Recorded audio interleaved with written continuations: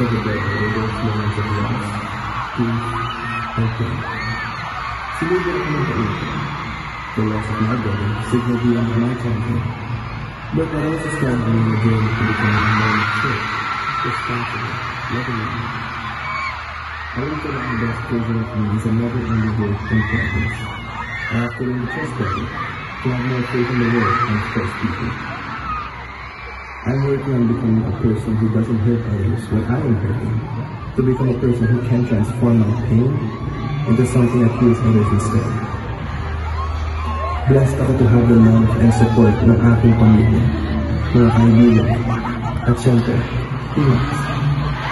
I will try to be kinder, wiser, and a happy leader in my life. I wish that we will find the same unconditional love in our lives. Di lang kapit ng Dennis and Dennis.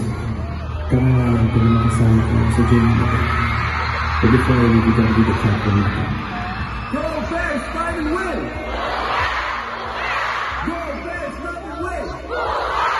One last time! Go Bears, fight and win! Siguro sa unang mundo, hindi ko nakasakal ka. Pero lagi ko nakaalala ang mga pangangabay-gaya. Ang matapang, umiiyak, pero hindi pagkakasunod. I needed to be brave so I can go out into the world and conquer. I didn't expect that I was going to journey deep into my soul and find the strength to hold on to my beliefs and values. At kailangan natin panindigan ng totoo, tama, at mabuti. I didn't set out to change the world. I made sure that the world is not going to change me because I'm mature and simple. I had to face up to those that I did not want to become one. I had to accept that when I made a belief, I had to find a way to help him become better and do right by the people.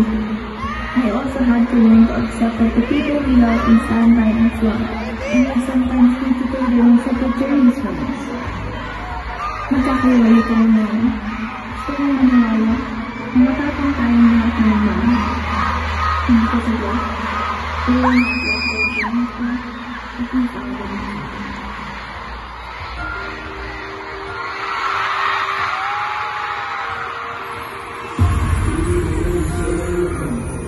I'll take that for an answer. I'm focused on my